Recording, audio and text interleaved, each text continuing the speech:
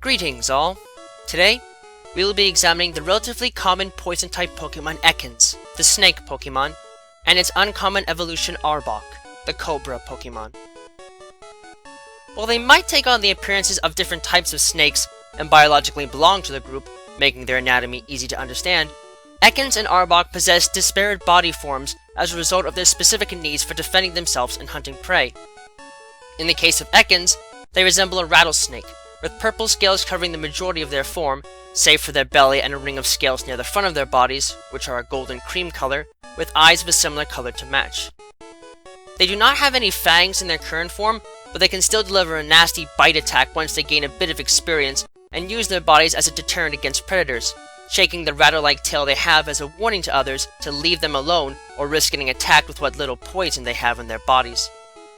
Their evolved form, Arbok, possess purple scales throughout their body, dark eyes, and lack the rattle that Ekans possess, as they have no need for it. Instead, they use the unique belly pattern they have on their hoods to scare off others, spreading it wide as soon as they get close to a prey item or are confronted by something wishing to do them harm. Their sharp teeth help to complement this visage, and there are a few life forms that are completely immune to their effects, as there is variety to the way that the scale pattern looks, with over 20 different patterns being recognized worldwide.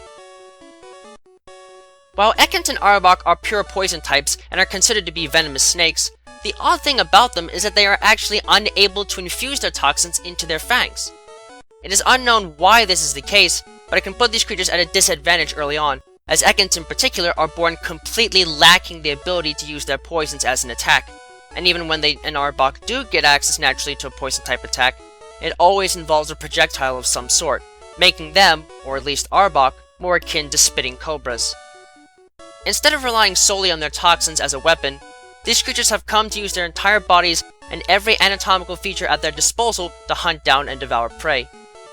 On the one hand, this can come down to their muscular bodies, which they can wrap around targets in order to constrict them to death.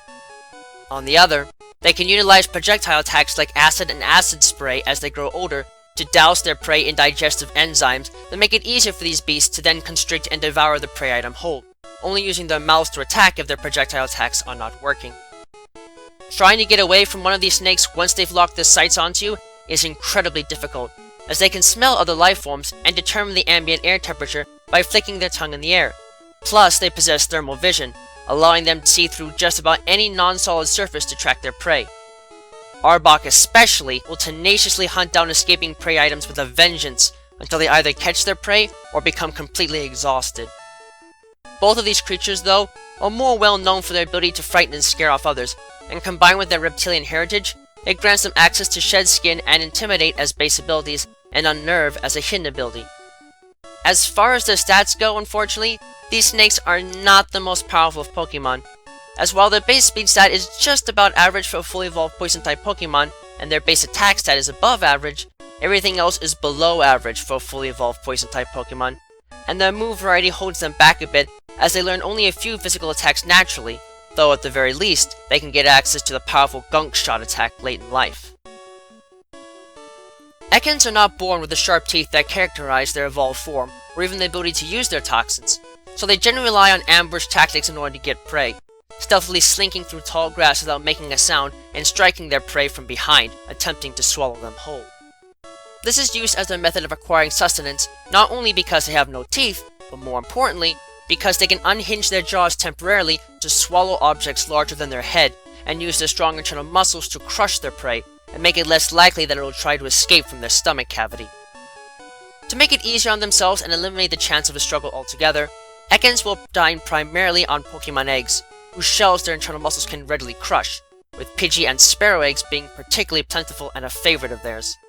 Their eventual acquisition of poison-type moves for defense can make it easier for them to deter the parents of said eggs from retaliating, and thus make for an easy getaway, but it is noted these creatures will faint if they swallow an egg that is too large for them to pass through their bodies, and they may occasionally eat something that is so heavy that it prevents them from moving until the meal is digested.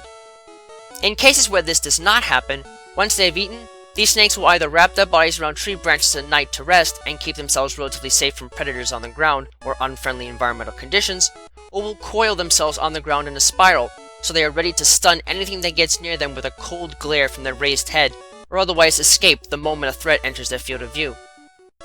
These snakes are fairly large as it is when they are born, but they will only continue to grow in size as they age, eventually gaining access to moves like Bite and Glare as they mature that will become staples of their battle strategies as they develop into adults.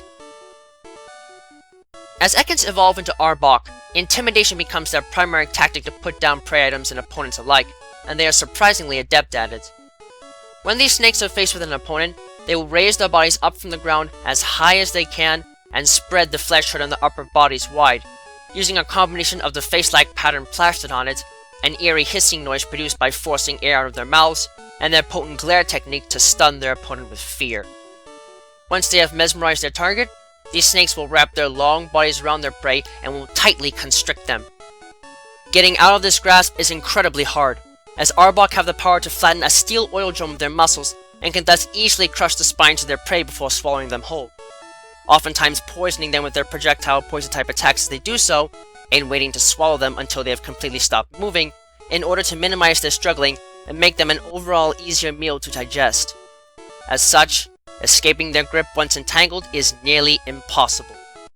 Arbok rarely have to rely on much more to get their meals, as their terrifying visage is often enough to make smaller creatures faint immediately upon seeing their hood pattern. If this is not enough to finish off their opponent though, these creatures are not completely defenseless, as the development of razor-sharp teeth in their jaws allows them to use the Crunch attack immediately after evolving, and additionally grants them natural access to the Fire Fang, Thunder Fang, and Ice Fang attacks with a bit of assistance, granting them a degree of versatility that can make them a decent threat if their intimidation alone is not enough to scare off opponents. While they might not be the most powerful of Pokemon available to many trainers, Ekans and Arbok are dangerous snakes that can definitely use their unique mix of offenses and techniques to make life difficult for those not carrying items that can heal status conditions like poison and paralysis. They can definitely be quite scary to have to work with, but for anyone that can turn that fright towards the opposition, these snakes can definitely prove their mettle in a fight. Just be careful not to show them too much overwhelming affection, even if you do care for them a lot. They certainly might appreciate it, but their attempts at showing the love back can prove disastrous if they like to give hugs that are just a wee bit too tight.